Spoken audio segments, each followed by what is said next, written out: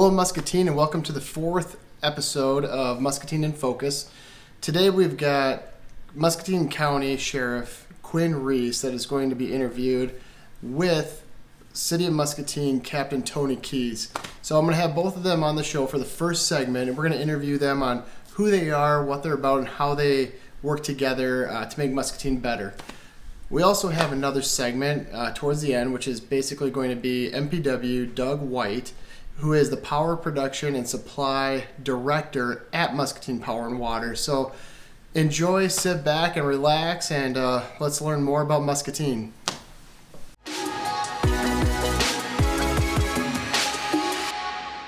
Hello from Miss Kipling's fourth grade class. Thank you to all Muscatine police, sheriff, and firefighters. We appreciate you.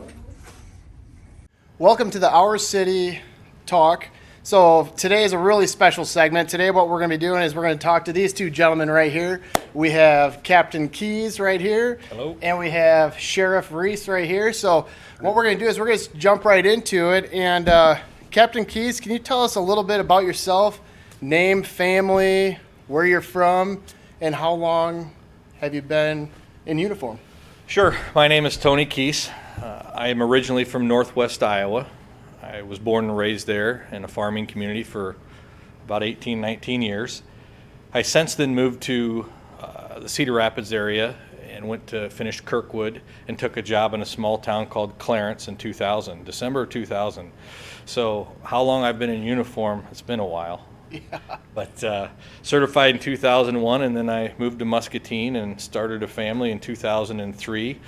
Almost 18 years with my wife and 4 kids, and we live just on the north side of town. Very nice, very nice.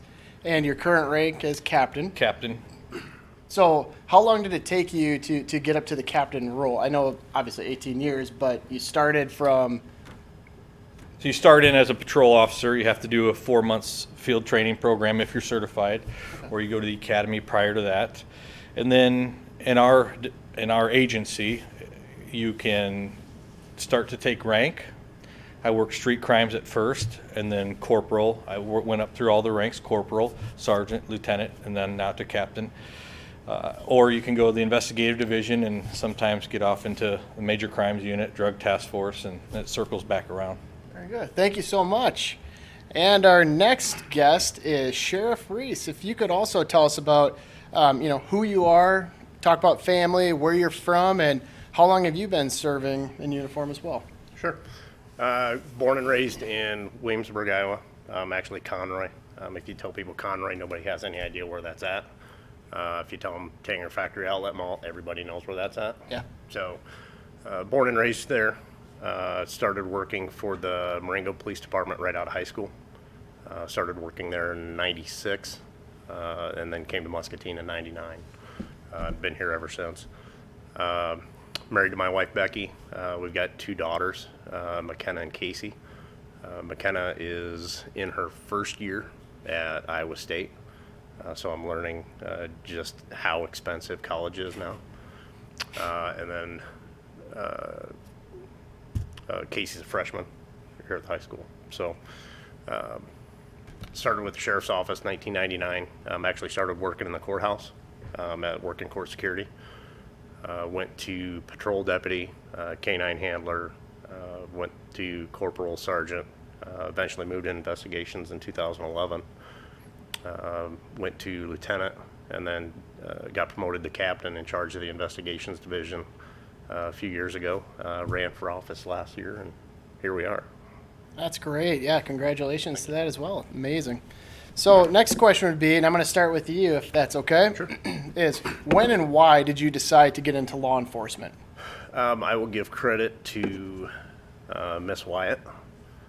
She was a composition teacher when I was probably a freshman in high school. We had an assignment that we had to kind of research jobs that we thought we'd enjoy. Through writing that paper, I got to talk to a couple state patrolmen that worked kind of over in the Williamsburg area. Around that time, put the paper together, and then kind of really stuck with it after that. Eventually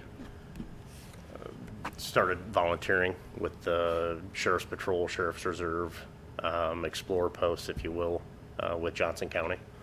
And then, started working Marengo. And Very good. Thank you. Thank you. And Captain Keys, when and why did you decide to get into law enforcement?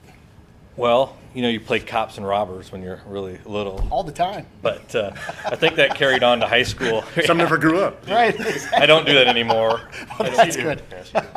So, moving to high school, a guy by the name of Lee Lang was 2 years older than I was. He is now the chief of police in Missouri Valley. So I followed him in sports. We played football, baseball together, and started doing ride-alongs with him. He was actually doing it before he graduated high school. And then as we moved up, similar to the sheriff, I started doing reserve police officer work in high school, and then went to college and studied it, and here I am. Very cool.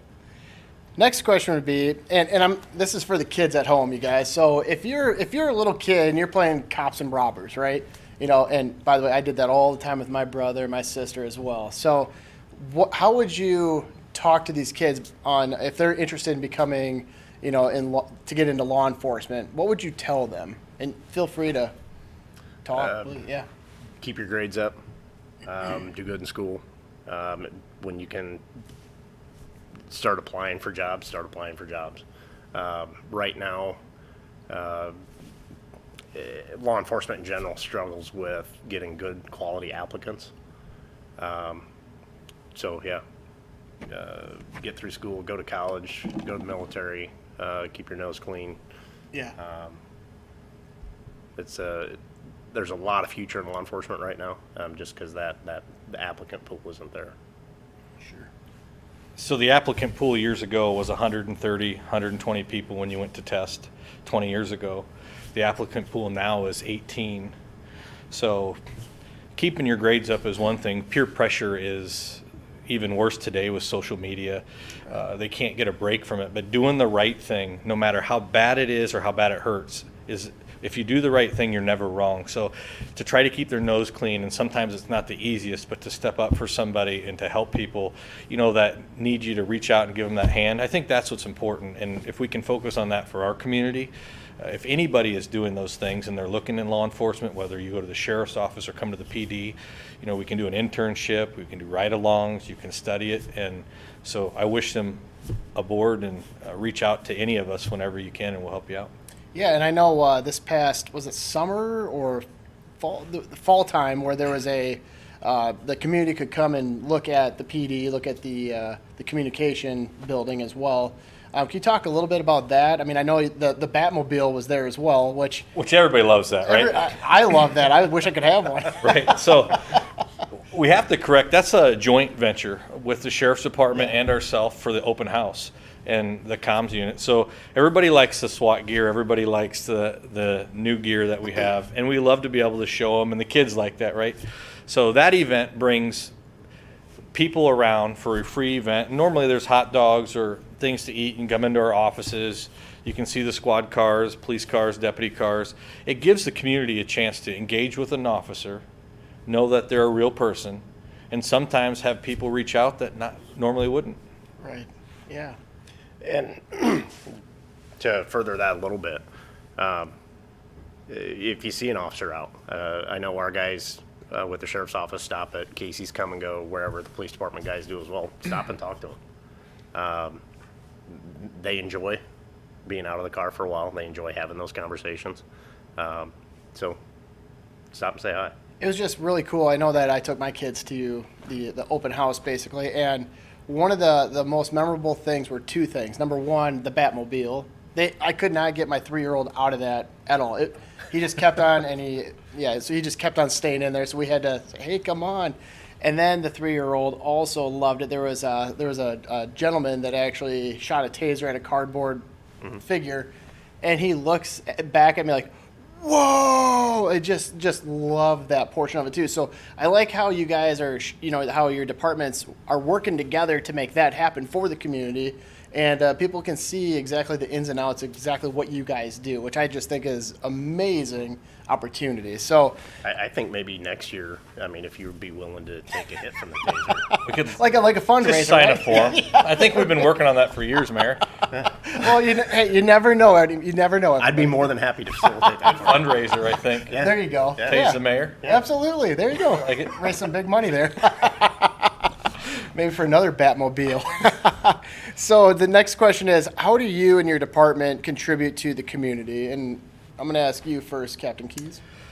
So the biggest thing is to realize we're not on our own separate island. And so we try to engage as much as we can. No matter how small the event or how big, we try to instill trust in them from us. And we do that by doing these small events or large-scale events, similar to the Special Olympics basketball games, or we've been a part of the Special Olympics run that the Sheriff's Office does. Everything from coffee with a cop to self-defense class for females, run, hide, fight trainings.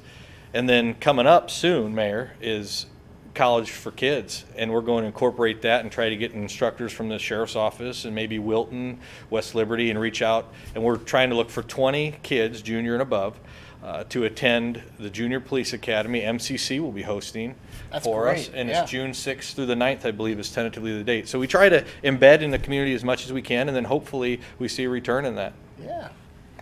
And how about you, Sheriff? How do you and your department contribute to the community? Kind of along the same lines. We do a lot of outreach type stuff, whether it be, I've always been big with the Special Olympics torch run. I've done that for 20 years now. We do a toy drive with Viola right before Christmas. Bolt for Kids' Sake, which is coming up next month. We've got teams put together for that, for Big Brothers Big Sisters. Working with Rebuilding Together Muscatine. We've been doing projects with them now for a couple years. Just trying to get out and get the staff more involved, doing things of that nature. It almost seems here lately that we have to tell people no, because we still have to run day-to-day operations. I can't have everybody putting a ramp up or going bowling or riding a bike for the Special Olympics. So it's a good problem to have. I think our staff has really taken that to heart and enjoys going out and being involved with those things out in the community. Yeah, I like how you guys, obviously, your departments keep us safe, number one, and the fact that you guys are both here in Muscatine is just great, but so involved in the community. I mean, you look at, the Rockin' on Sycamore. I mean, that was another great opportunity to raise money, and, that's just everybody coming together to give back to Shop with a Cop as well. So, last question is, how do your two departments work together to make Muscatine better? Any number of things. We work together very well. If the PD guys need help with something, our guys are there to help out. If we need help with something, the PD guys are there to help out. Same thing also with Wilton and West Liberty. I don't want to leave them out. Those guys help us out more than I'll ever understand. But also things like the TAC team. We talked a little bit before we started talking here today about other things that we kind of want to incorporate between the police department and the sheriff's office, just so we're not duplicating services. When it comes down to budgetary ends where we can join forces and cost the taxpayers less money at the end of the day. To complement that, your drug task force, we're currently working on a expensive training center, trying to find a piece of ground to do it, and we're supported by both. And I think going from the M-sort and knowing how much that's changed as just a piece of keeping the community safe, that takes care of about 80,000 people because it's multi-jurisdictional. So with the help of the Cedar County Sheriff and the Louisa County Sheriff as well, people are really coming together for the right reasons, and we're able to save some money. And anytime we can do trainings together, we do trainings together as departments. So we have people to do the training, and at the end of the day, it does save money and overtime. Very cool. And also, your department, I believe, and correct me if I'm wrong, but you guys also have a search boat also? So we have a couple boats, and then probably at some point we'll look at the Muscatine Search and Rescue end Okay. too. But yeah, we have our own boats. Knock on wood, we haven't had to take them out in a while, Right, so that's a right. good thing. Great. Anything else you guys We like have to... a fire department, so that's what we push hard to. It's not that I'm afraid of water, Mayor. We have a fire department. You'll there- just never see him in the boat. That's right, that's right. Is there anything else you guys want to share to wrap this up? No, thank you, and I appreciate it. I appreciate what you're doing, and the guys and gals that work under us. We wouldn't be here today and impacting the community if it wasn't for them. I agree. That's great. We do have great staffs between, again, not only the police department, the sheriff's office, but Wilton and West Liberty, where, if I were to call West Liberty now and I needed something, I'd probably get it. If I did the same with Wilton, if they called us, absolutely. If Muscatine called us, it's really a partnership across all of those areas to, come to a common goal. Very nice, very nice. Well, thank you guys, and thank you for your departments on the collaboration that you guys do, and thank you for keeping our county and our city safe, and I look forward to continue working with you guys. So thank you, Sheriff Reese, and thank you, Captain Welcome, Mayor. Keys. Hello from second grade at Jefferson. Thank you to all of the Muscatine Police, Fire, and Sheriff's Department.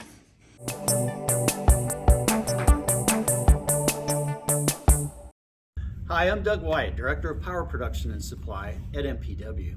My wife Robin and I grew up in Muscatine and love all the area has to offer. You may see us out and about at an Iowa football game, camping or boating, or just hanging out with friends and family. Our children are grown and begun raising families of their own. And let me tell you, being a grandparent is the greatest. We're looking forward to doing some of the same activities with our grandchildren that we did with our children, like making green eggs and ham on Sunday morning. Now, enough about me. I'm here today to talk about one of MPW's strategic initiatives. Our General Manager, Gage Houston, was on a couple weeks ago and gave an overview of the utility's strategic plan. But I wanted to give you a little more information about Strategy 4, Powering the Future. So what is Powering the Future, and what's it mean to you and your family? In the energy industry, utilities regularly do what's called power supply or power resource planning. This planning looks into the future to determine the energy needs of communities and how evolving technologies will change how the energy is produced. MPW did one of these planning studies in 2020, and since then, we've been following up on the recommendations to transition to a more efficient and cleaner energy sources and diversifying the portfolio, giving us the flexibility to adapt to a changing industry landscape. These planning studies and even the recommendations are complex, but today I can give you an overview of how the recommendations and MPW's Powering the Future initiative will position Muscatine well for decades to come. One of the recommendations is to expand our renewable portfolio and include large-scale local solar. We've named this project Muscatine Solar One. We expect it to be our first, but not our last solar development. This one will be installed on the property we already own at Grandview Wellfield. We hear from our customers the importance they place on renewable energy sources, so we're developing solutions to meet their evolving interests. Another piece of the Powering the Future strategy is reducing our environmental impact, leaving a cleaner world for our children and grandchildren.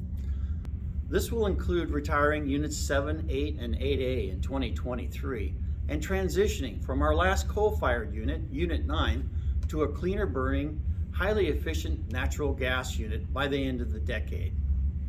We call that new generator Unit 10, in case you're keeping track.